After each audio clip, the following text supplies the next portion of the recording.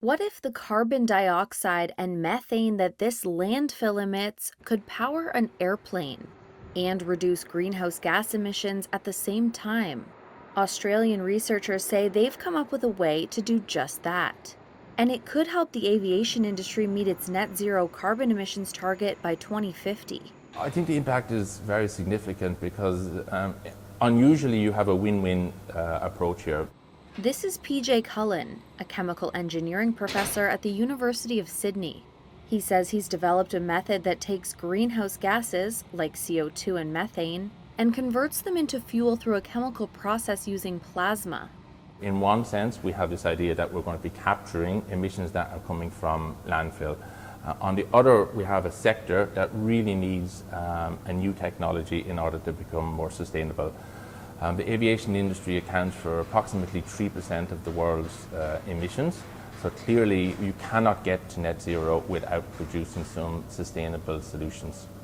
Sustainable aviation fuel is typically 5 times more expensive than traditional jet fuel. Cullen is hoping that will change with the new process. We're able to take cheap or maybe even free electricity, do a conversion process, and produce useful chemicals. Meanwhile, the methane being used in the process also helps solve another key issue in sustainability. Methane emissions from human activities have driven about a third of the rise in global temperatures since the Industrial Revolution. Richard Kirkman is the CEO of waste management company Veolia for Australia and New Zealand.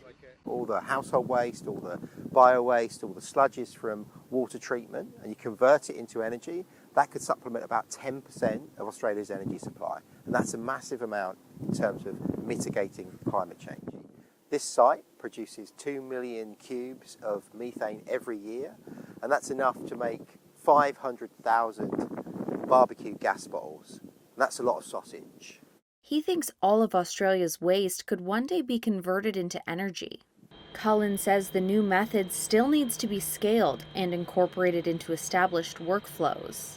What's good about the process is actually it's very consistent, so we can model how much gas will be coming off of these landfills per year.